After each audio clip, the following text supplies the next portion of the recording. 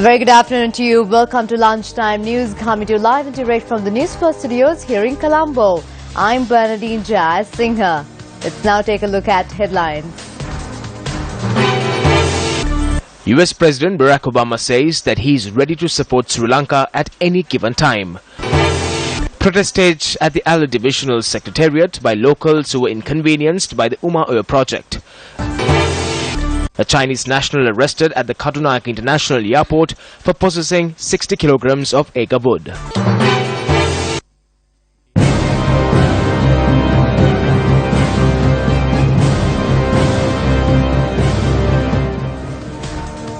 President Maithripala Sirisena interacted with US President Barack Obama's Secretary General Ban Ki-moon and several other leaders during a dinner hosted by United Nations Secretary General Ban Ki-moon following the opening of the 71st session of the United Nations General Assembly. Details on this story will come later on in the news.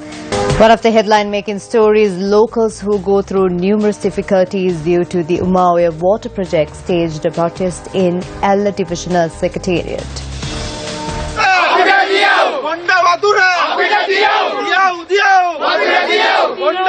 The protesters charged that compensation was not paid to their destroyed houses. They also charged that they are now facing a severe water crisis. The group of protesters also said that their cultivations had been destroyed due to the lack of water. Later, the protesters dispersed after the Alla Divisional Secretary agreed to provide 1,000 litres of water every 3 days to each family.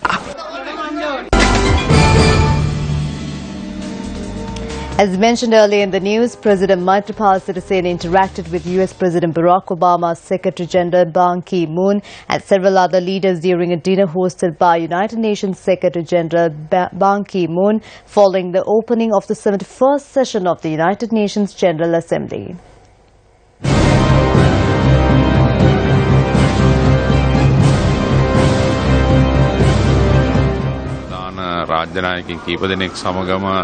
During the event, I received the opportunity to hold private talks with several world leaders. Recently, UN Secretary General Ban Ki-moon visited Sri Lanka and he was pleased to meet me again, and he added that the UN will continue to laud activities related to Sri Lanka. I called on US President Barack Obama and Canadian Prime Minister Justin Trudeau.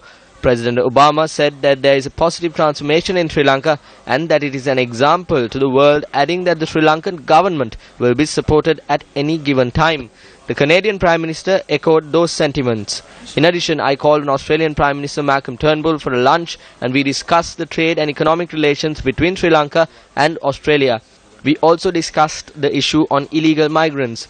We agreed to enforce a broader plan to prevent these illegal activities. I'll be attending a special meeting in Australia in November this year where we will discuss the matter even further.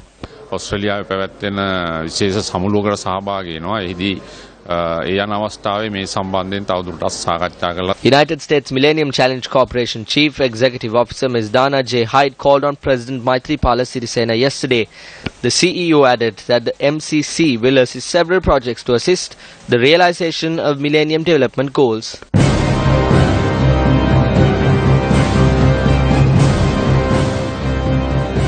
The Chinese national has been arrested at the airport by customs for the possession of 60 kilograms of alapata, also known as agar wood. Deputy Director of Airport Customs Parakram Basnayaka said that a stock of Garcinia tree barks were found in the suspect's possession. According to customs, the suspect had attempted to smuggle them to China via Hong Kong.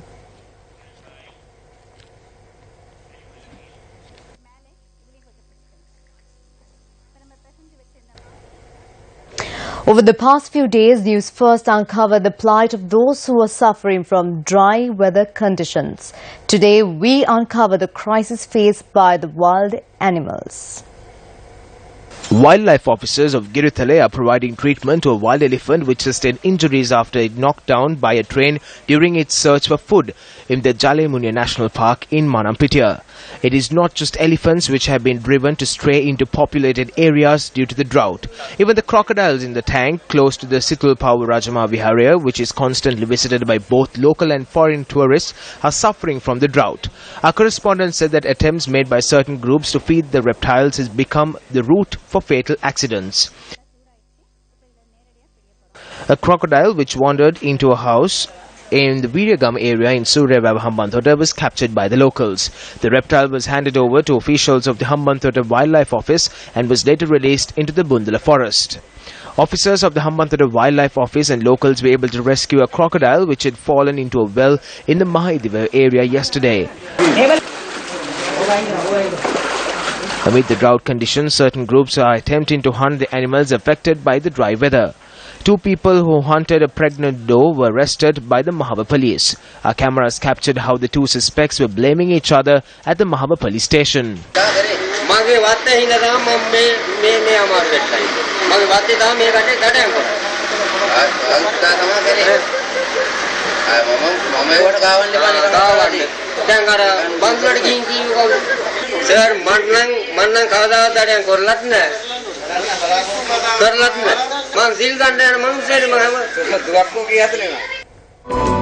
Another 2 projects to ease burden from the locals of rural villages commenced today under the Newsfirst Government 100 Days Initiative.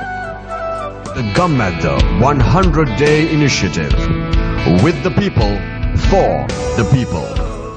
Construction of a new building to the Ralapanawa Primary School in Nochiagama commenced at the auspicious time of 9:53 this morning.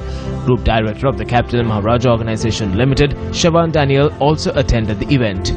Since the relevant authorities have not come forward to construct a new building to the Ralapanawa Primary School in Nochiagama, the Newsfirst team took the initiative to do so under the Gamma the 100-day program.